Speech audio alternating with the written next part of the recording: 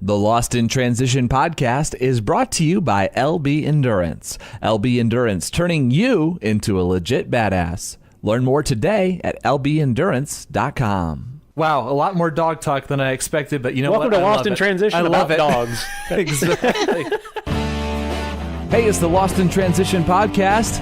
You know me, Chris Gerard, Lana Burrell, Derek Tingle joining me just a few minutes away as we talk to Kristen Seymour of the Fit Bottom Girls podcast, website, and everything they've got going on at their empire over there.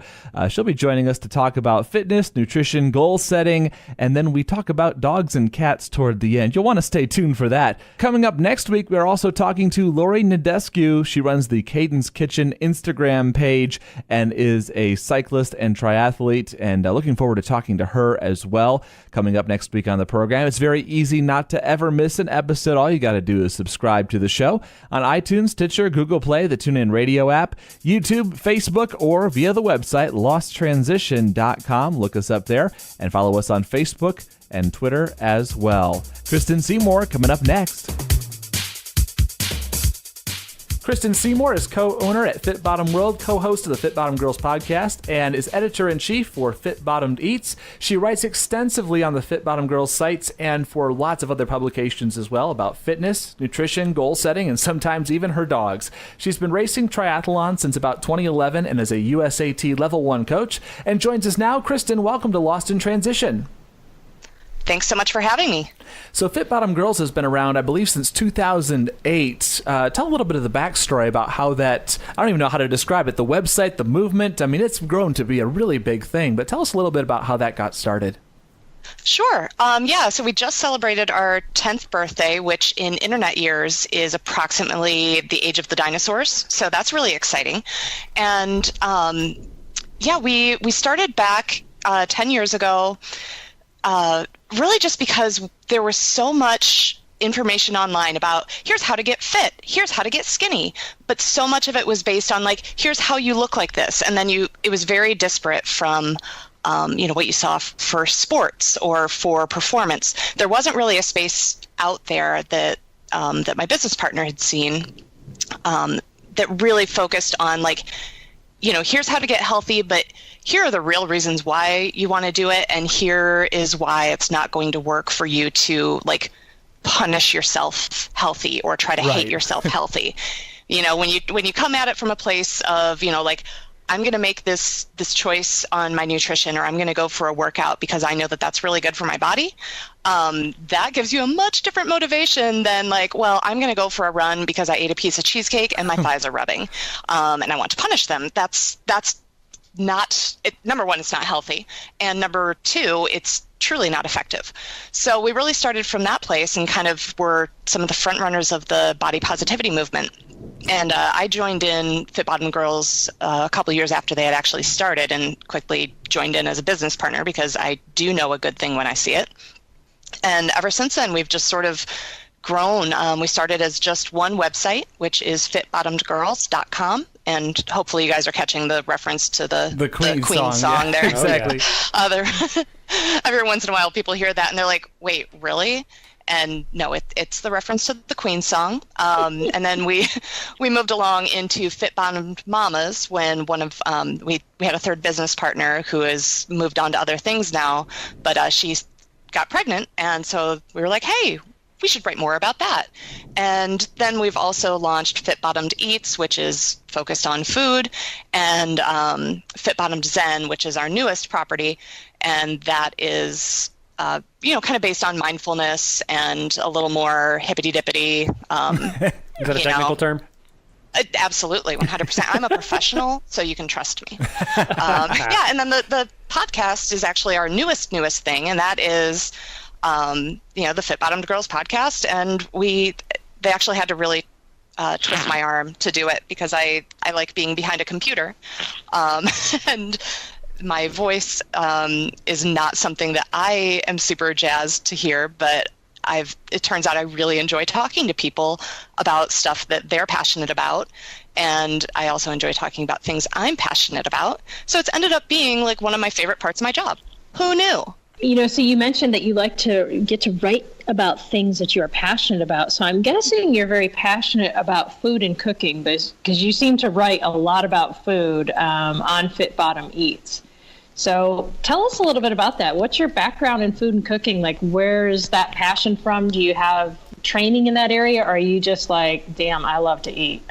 Yeah, it's really a damn I love to eat. Solid. I have no training, no credentials in this area. So, everything I say, take it and, do with it as you will. But really what happened was when I was in college, well, hold on, let me back up because this is sort of fun. The only class I ever came really close to actually not passing, because I'm a giant nerd, was home ec, and it was because I just had this, and it was like middle school, and I just was like, I am not going to be put in the girl peg. Like I like sports and I like other things, and I don't want to learn how to cook.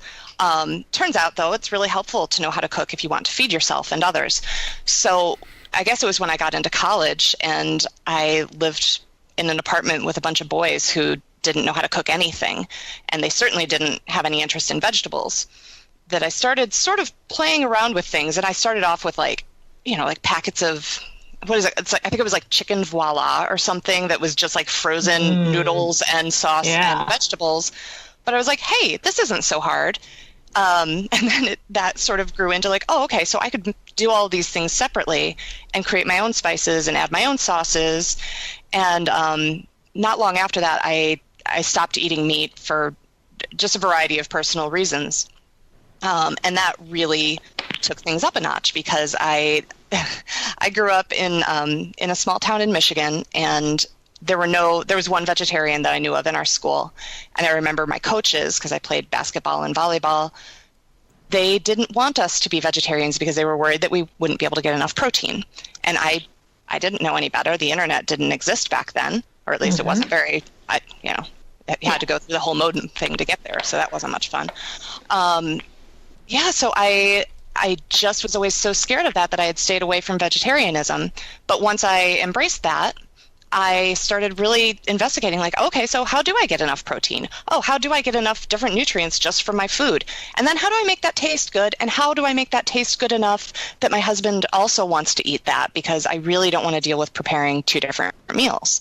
So that's really where it stemmed from. And now I just love to play with different flavors and go to restaurants and try things and then try to recreate it at home. And sometimes it goes all right. Sometimes it's a disaster, but that's what makes it fun. And pizza's always on speed dial, so that's easy. Well, that does make it easy. And okay, we got to take a little segue right now. Whenever anyone says Michigan, my ears perk up because I'm a Grand Rapids lights up. native here. We go. So I got to know, what small town were you from?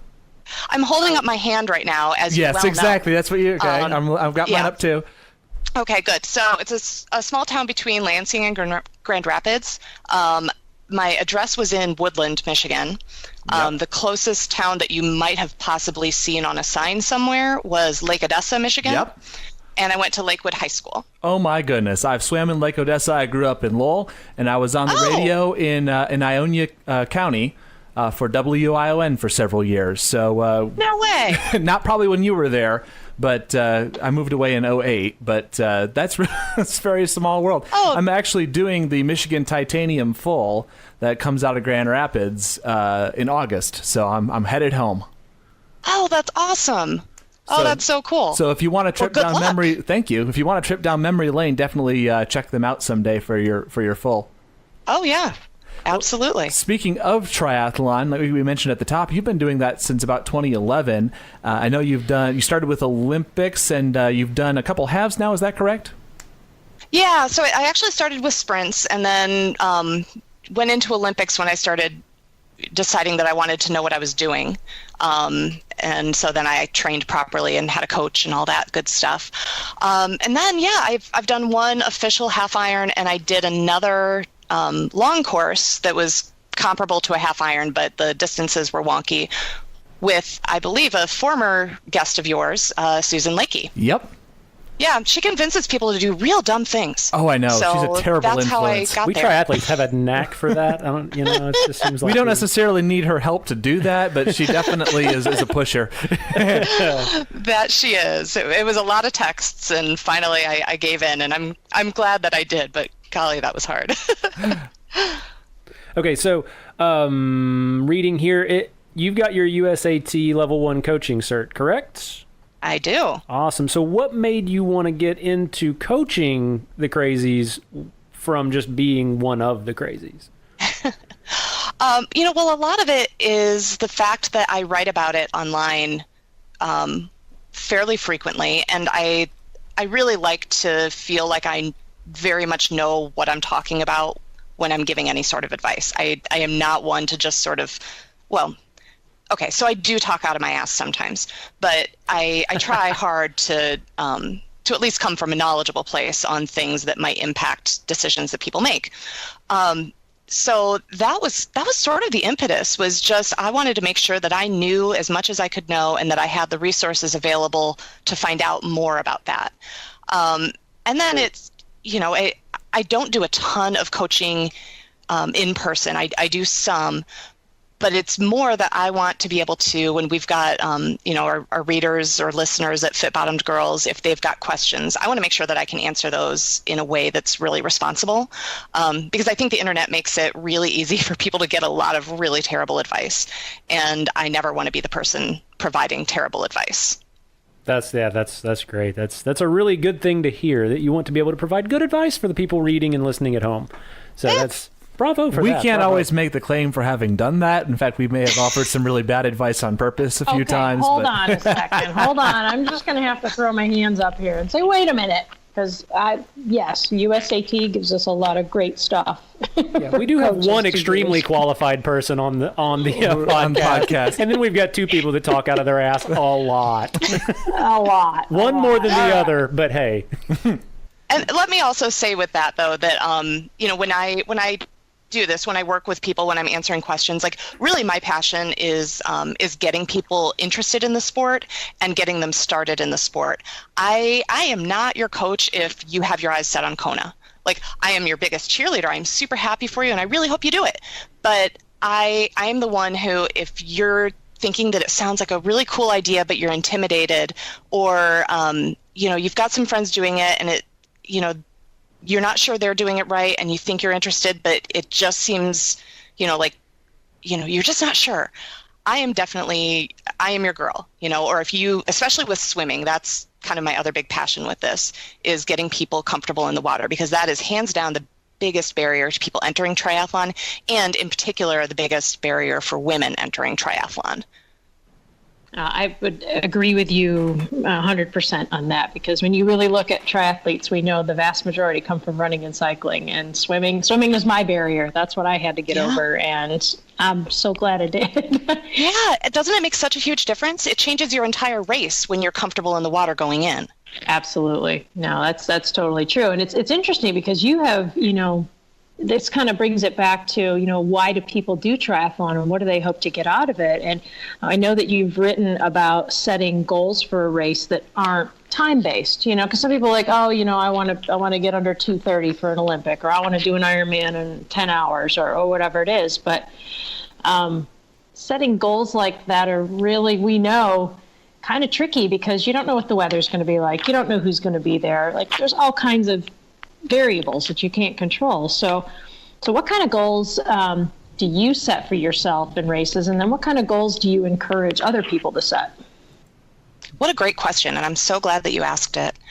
For myself, I usually have a goal to try to stick to my plan, because we all know that it can be really easy to, when one thing goes wrong, to let things start sliding off the rails. So I usually have a loose idea of what I would like to do in each discipline. And it has nothing to do with how I place compared to other people in the water, or, how many bikes I pass or try not to get passed by. But it has to do, in the swim, it's that I want to make sure that my entry is strong and that I'm taking my opportunities to pass if I can, and that I'm swimming it in as far as I can. On the bike, that's going to look like holding my proper cadence, getting my nutrition in on time. And then on the run, I mean, let's be honest, it's not die. Running is not my strength. It's the thing I probably do the most, but it's like, just keep going. But it's small things. And of course, I've got a time in mind that I would like to hit. We all do. That's part of what makes racing fun. Otherwise, you would just do it on your own down the street. But if I'm not hitting that time goal, when I hit, when I hit T2, if I'm way off of where I thought I would be, it doesn't mean my race is over. I still have, multiple chances for success. And then honestly, because I know that I'm a completer, not a competitor. I want to finish. I want to finish strong. I want to know I've done my best. But I also want to, there's a specific feeling for me when I cross a finish line and I know that I've put it all out there. And that is probably my biggest goal of all, is I just want to know as I step across that finish line, I can throw my arms in the air, or at least try to, and feel like I've given it everything I had. So in this next topic that I want to kind of get into is something that is kind of near and dear to me. I work in an industry where I'm interacting with a lot of people all day long. And it just so happens that most of my clientele either know that I play triathlon or, are endurance athletes themselves or something like that. But you just wrote an article for Coeur about managing your social circle of non-triathletes and how to include them without overdoing it and just being overbearing and being, that person that all you talk about is triathlon. And it's so funny because I'm sitting there, at my desk at work and I'm interacting with people. And I mean, people are genuinely interested in what I'm talking about, but then again, there's the other people, they're like, oh, what are you doing this weekend? And I'm like, oh no. I'm like, I'm racing a triathlon. And then all of a sudden I can hear my coworkers' eyes roll. I mean, it's just, it's one of those things. Yeah. But, how did you kind of come about this balance? I'm just interested to hear your take on this, because it's something that I literally struggle with all day long. Yeah. Well, and let me be very honest here. I think we all do. And it's at varying times of your training cycle, it's a lot easier to manage this than at others. But sort of my overarching goal with that was just to make sure people realize that even if this has sort of become your life, at least for right now, all of those people who have been your friend, even when you weren't a triathlete, they probably still want to be your friend, and they might not want to have their life be all about triathlon. So I think it's, it is tricky when you have people who ask you and are genuinely interested to find that balance of how much to share and how much to go into. What I generally find is that if somebody asks about it and I try to have a kind of nice, short, basic answer. Oh, so what are you doing this weekend? Oh, I've got a triathlon I'm doing. And then if they ask further questions, answering those questions without going into, well, and here's my nutrition plan. And I mean, if I can just get in and out of T1 in 30, and, I unless somebody is really in the sport, and honestly, even if they're in the sport, unless they actually care about your specific race, that's not really the detail people are looking for. They're looking for oh, so is that the one where you swim and you bike and you run? What order do those go in? Those are the things that a lot of people truthfully want to know. Or, they want to know the basics of oh, wow, how do you run after you bike? They don't want you to break down the biomechanics. They don't care about, all of your brick workouts and the details of those. They just want to know, is it as much harder than just running as they think it is? And the answer is generally, to me, no. But again, I think running is hard all the time. And then the other part of that article is trying to find ways to spend time with your non-triathlon friends, even when you are just in the midst of training all kinds of hours. So if you've always been the person who's oh yeah, margaritas every Friday, I'm in, and all of a sudden you're ducking out of that every single week because you've got a long ride. I mean, great job. That's awesome. way to be committed. But, maybe see if those same friends would be interested in meeting you for coffee after your run, or after your ride. Or if some of them are fairly athletic, say, hey, I've got a long run, and I'm going to be coming in at this time. Would you want to run with me for the last mile or two and just keep me company? Because I could really use your help. I would love to see your face. Just making sure that those people know that you're still accessible. It's just changed a little bit, but you're still their friend. And also ask about their lives. Like, as we were talking about before, like just going on and talking about your race and your training and everything you're going through. Sure, but they still have like jobs and families and dogs and 1,000 other things going on.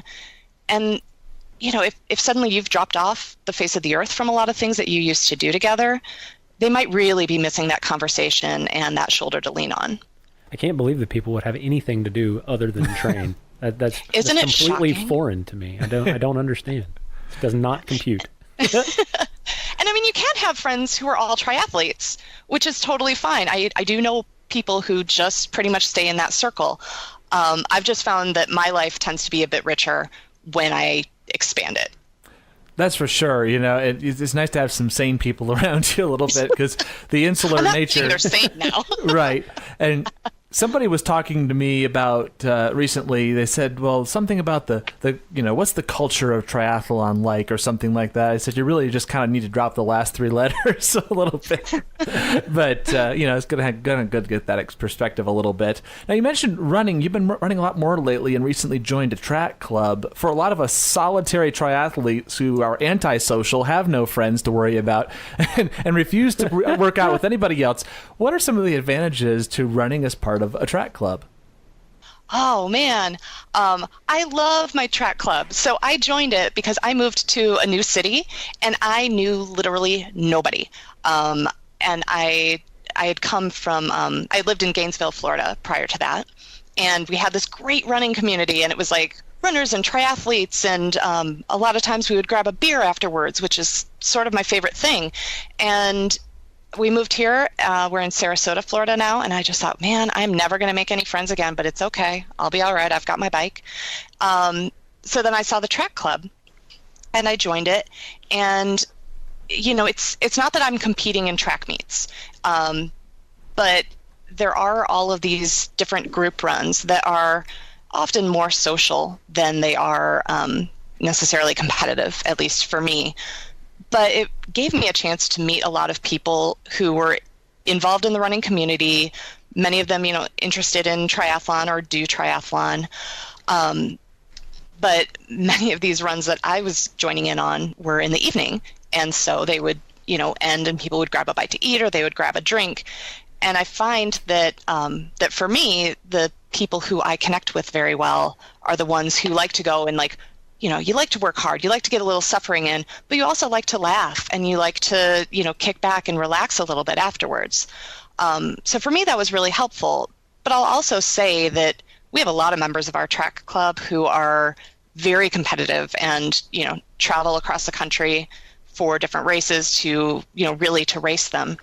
And it gives a good opportunity to find training partners. We do a track workout once a week God, some of these guys are fast. I have been lapped more times than I really care to admit. But you really have an opportunity to pick the brains of people who seem to know a lot. And you also have the chance to be a bit of a mentor to people who maybe are starting out in the sport who you wouldn't otherwise meet. And I don't know, I know that a lot of triathletes don't really want to, branch out and, like you said, you can be a little antisocial. Right, we're kind of sticks guys, in the mud in that way. Yeah, but you guys, it feels really good to know that you've helped somebody develop a love for a sport that feels so much like home to you. Oh, for sure. Absolutely. So did you actually start with running? Like when you first got into triathlon, is that what you were doing? Yeah, I was. It sounds like your first love. Yeah. So I think I mentioned earlier, I grew up, just an athlete playing basketball and volleyball and all that. And then once I got into college and realized, wow, I don't have to go to practice every day. I should find something else to do. I started running a bit, and I'm not a fast runner. I'm not very competitive, but I would get out and, run a few miles. And then I thought, I'll just do a half marathon. People seem to do a lot of those, and it can't be that hard. And it's pretty hard, as it turns out. I didn't like it. I swore I would never do anything so stupid again. But I thought, well, hey, I can run shorter distances, but how about if I throw some other stuff in the mix? So then I thought I'd do triathlon. And the first one I did, I borrowed a friend's mountain bike, rode it once before the race, and then went out and did it. And I think I had gone to the pool and swam a few laps, but I was like, it's fine. It's a short one. It won't be a problem. And it was hard, but I was hooked. The people were so encouraging, that community, it can be extremely powerful. And the fact that when people saw me suffering, there was a smile, there was a thumbs up, there was a, hey, you got this, come on. It was just a different feel than I had really gotten in most of the running races I'd done. And so I loved it. Ready to take on that first Ironman, improve your next century ride time, or just build up from a sprint triathlon to your next bucket list event? Let LB Endurance Coaching be your guide on the journey. Head coach Lana Burrow brings her racing experience, coaching acumen, and education to craft a training experience that invigorates and challenges triathletes, cyclists, runners, and swimmers. LB Endurance offers one-on-one coaching, clinics, classes, training camps, and consultation.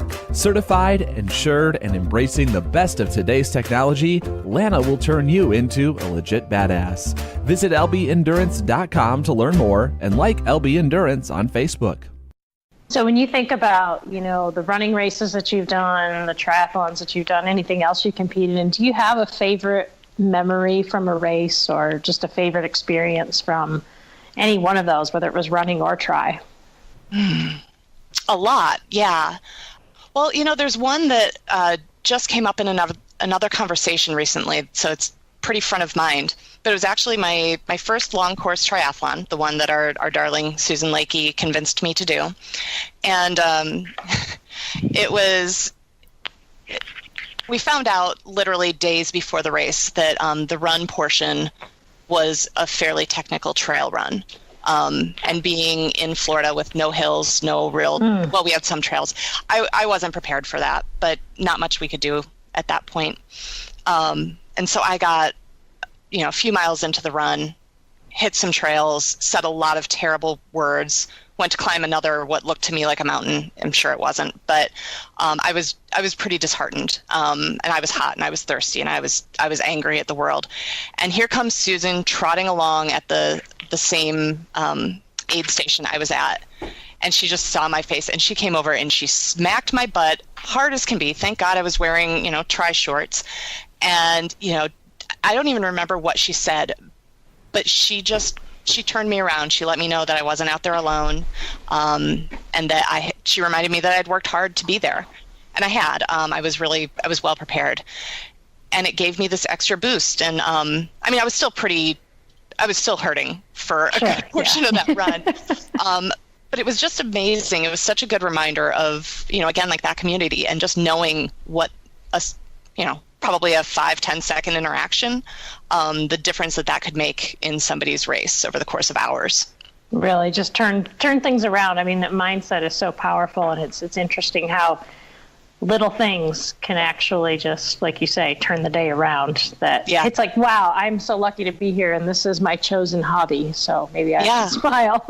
Yeah, and I think I kind of looked around and I'm like, it's really beautiful here. I've just been scowling at everything so hard that it really looked quite ugly until I opened my eyes a little and thought, oh, well, this is pretty cool. I flew out to Arizona to hang out with a friend who I had until then only known, through like email and text, and, got to be in this beautiful place doing something that I never in a million years would have imagined that I could have done when I was younger. Running 2 miles when I was in high school to make the basketball team seemed like a really big undertaking.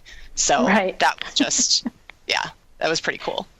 So as you look ahead at this year, do you have any goal races? What's on your calendar? Obviously, you're very busy with things, but what are you going to squeeze in?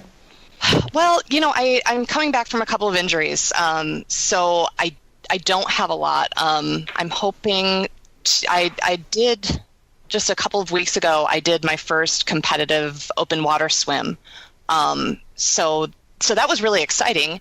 Oh yeah. And what was funny was my husband came out to watch and cheer me on, and a few of my friends came out as well, because I was like, okay, you guys, this is something I actually might be somewhat competitive in. So it would be great if you could be there to support me when I come out of the water, and hopefully I'm not in last place.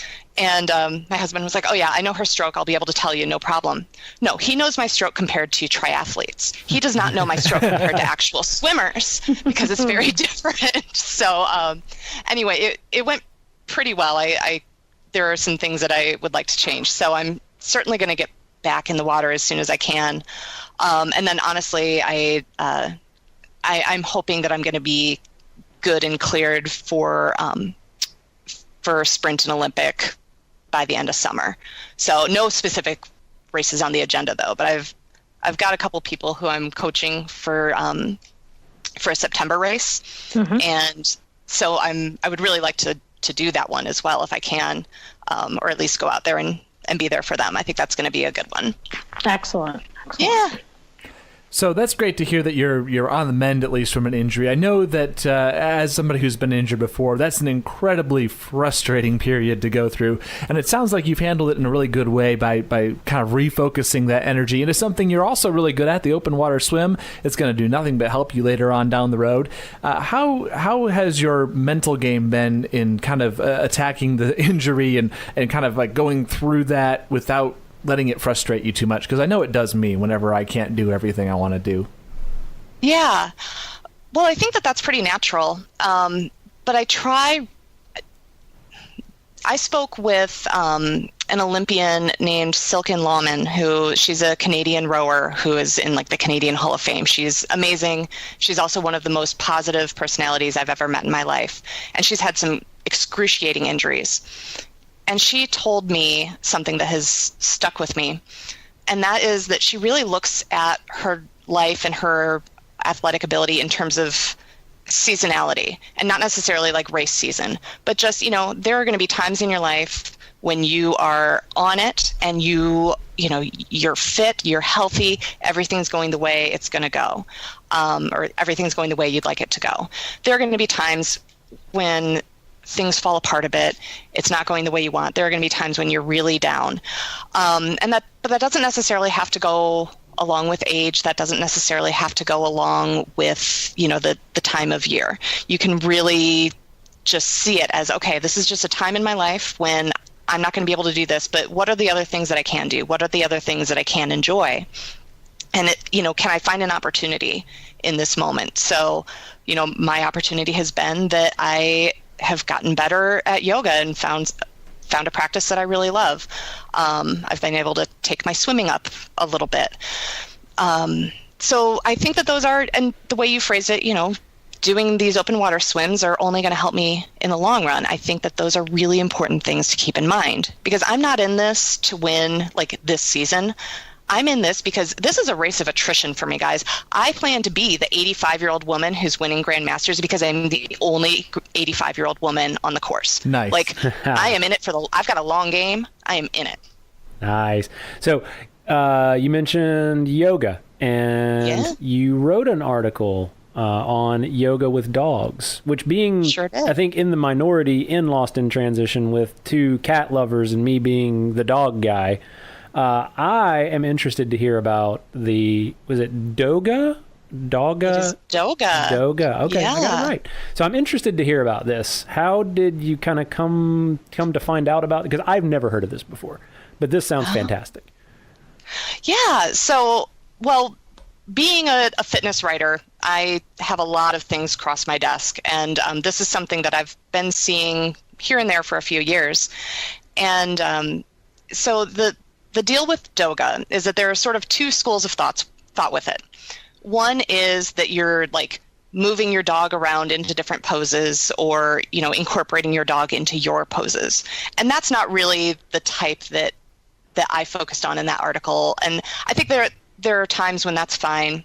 But what I prefer is the idea of Doga as an opportunity to practice some quiet time and mindfulness with your dog. And so I don't know if your dog is like chill, hyper, whatever, but the majority of dogs, I'm not going to say every dog, but most dogs, and actually cats too in my experience, because I have a cat and she does the same thing. If you go into a room and sit and are quiet and you're not like rubbing their belly, you're not talking to them in baby talk, if you just go and you stand quietly or you sit quietly and you breathe, my animals come out of the woodwork to just be there and join me in doing that. And it's this really nice moment to, I don't even have to be actively meditating or anything like that. It's just that peace that they're really drawn to. And so you can take that same experience, which in itself is, I think, pretty powerful, and then you can take that into, a yoga flow. And, to be honest, a Doga class is probably not going to be the best workout you're ever going to get in your life, but it's a cool opportunity to do something fun with your dog that's going to benefit you, it's going to benefit them, offers a little opportunity for training if you go to an actual class. But they usually recommend, at least the people who I spoke to for the article, they really recommended, go for a run or a walk with your dog ahead of time so that they've got some of their energy out. And then just really be prepared to like be calm with them. You're not going to yell at them if they want to sniff. If sometimes they're going to chill, sometimes they're going to get in a sit stay and they'll be fine. Sometimes they might be a little bit more curious, and you kind of have to let the dog dictate the practice a little bit, which is of course not ideal. You're not going to like take your dog to a regular hot yoga studio or something like that. But I just think that that's such a cool way to spend some time with your dog, do something that's going to be good for your mind, because I also think that most triathletes could really benefit from the mental aspect of yoga, not just for the quietness and the calmness, but also for the mental strength that it provides. Oh, certainly. So doing that with your dog, that's just awesome. And it's so interesting that you mentioned sitting down and your animals will come to you. I know our cats are exactly like that. They will come and hop up next to us within minutes, usually, of sitting down, because it's just like they're telling us, my goodness, you finally stopped moving, you stupid humans. Yeah. Like, what on earth? The cats, they sleep 20 hours a day, and we're out running ourselves ragged. I don't know. They may have life figured out better. Sounds like my dog, too. Yeah, she's, it's funny how they do that. They just, you sit down and hang out, you're relaxing at the end of the day. And, I was like, my dog, she's a lab. She's just super chill. She's perfectly happy to just kind of lay around and just be there. And she just wants to be next to you. And it's just a neat thing. And I never really thought about it from the yoga perspective, but that's a really cool idea. I like that. Isn't it?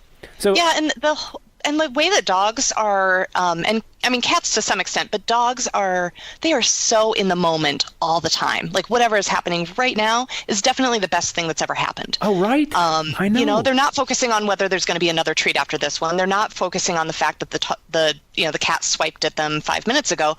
They're just focusing on the fact that like they're there with their person and they're really happy to be there. Dogs are really awesome, aren't they? I have no fight with dogs. Great, it's okay. Great beings. I love cats and dogs. I'm surrounded by both right now, so I can't take a side. There you go. So I got another question. So we could take the dog yoga, the Doga. Mm-hmm. If we adapted that to dog triathlon, what do you think? You think we could get some dog triathlon? Do you think that's something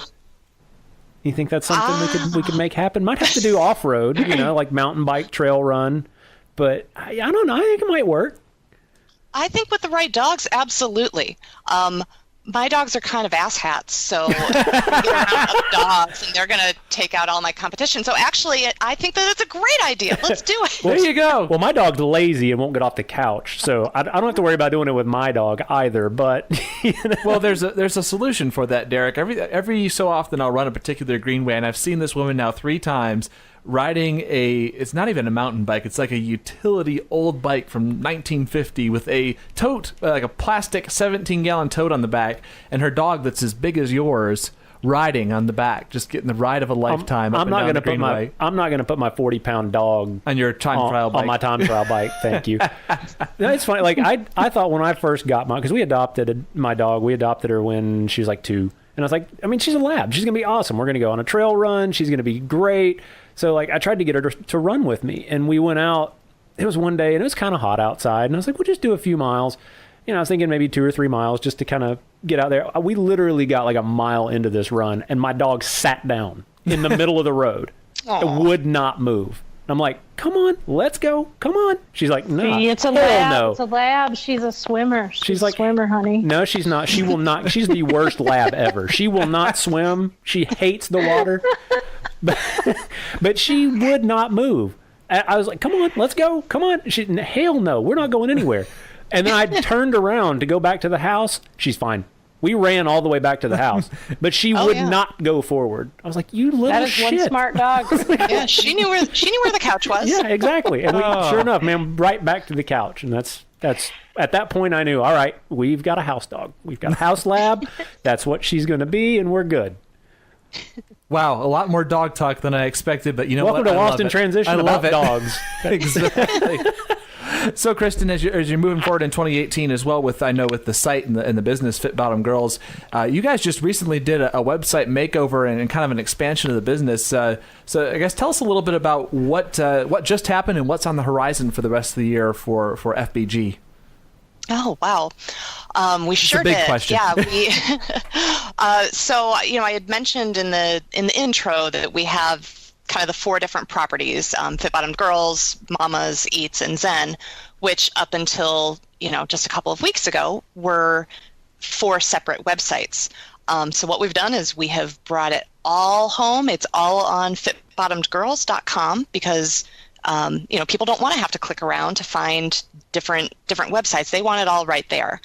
So now all of our content lives in one place. It makes it really easy for everyone to find, but we still have all the separate we'll maintain all of the separate social channels. So if people are like, no, really, I just care about parenting, they're still going to be able to get just that content without having to sort through a bunch of things that they don't want to see. And then we're always looking at and booking different appearances or retreats or things like that. We've got something coming up at the end of June in New York where Jen and I are going to be leading a fitness and nutrition workshop at a women empowerment retreat. So we're pretty excited about that because if you can't tell, we're kind of into the whole self-confidence, set goals, kick ass, body positivity. Yeah, you've got stuff. about a decade of experience now in that. Certainly, that's right. Awesome. Well, it's really cool to just see what all you've done. I know the podcast itself is on, is it over 80 episodes now? Yeah, it is, which How often does that come out? We're generally every week. We may go, every once in a while we'll go to every other week. I understand that one completely. It's a lot of work to put it together. It sure is. And our producer, Margot, is just phenomenal. Like I don't know how she does everything that she does, but I have such respect for it. So yeah, we try to book as many as we can and get those interviews in, get the pre-shows done, and we cover just a big old wide range of topics. So, from triathlon to tea tree oil. Right. Definitely go and check it out. And of course, the website, fitbottomgirls.com. Where else can people follow you specifically online? So me specifically, I do a lot as Fit Bottomed Girl, right. Or Fit Bottomed Girls, depending on whether you're Twitter, Instagram, Facebook. And then I'm KG Seymour on Instagram and and the Twitter. So that is where you'll probably find more of the personal stuff. So if I'm racing or doing things like that, then usually I keep that more on the personal side than on the brand. Cool. Makes a lot of sense. And I know you've done a lot of freelance writing too, so I'm sure that gets posted up there from time to time as well. That does, yes. I try to keep that around. So definitely. Well, I don't want to miss the next Doga article. So it is very important. Well, I did have I have one coming out soon that is traveling cross country with your dog in an RV. So fun. Is that based on personal experience? No, but I'm totally moved to do so. My husband and I did some camping in Maui, and I was like, if only we had the dogs. Oh, yeah. If only. If only. Then Maui would be paradise, right? Absolutely. Derek was just out in Maui last year racing the Xterra championships out there, but he did not take his dog, left it at home. Really, Chris? I hadn't heard about. We hadn't heard about that. Really? Hey, we hadn't heard the end of it. Did you guys know that I raced the Xterra? Yeah. Shut up. Sorry. That was in Maui, right? It was. Yeah. It was in Maui. We feel terrible for you. Yeah. Kristen Seymour, it's been a ton of fun. Thanks for joining us on the Lost in Transition podcast. Best of luck with Fit Bottom Girls and in your 2018 race season, and we'll hope that all goes well for you. Great. Thank you guys for having me. It was a blast.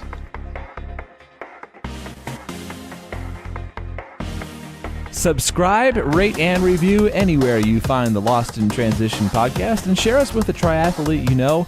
Let us know how we're doing and what we can do to keep improving the show for you. That is what we do this for. Drop us a note via the website, losttransition.com, or look us up on Facebook or Twitter. Our Twitter handle, @LostTransitions. Lori Nadescu of the Cadence Kitchen coming up next week, talking about nutrition, life, and living out of a van on the road. It'll be fun to see how she accomplishes that.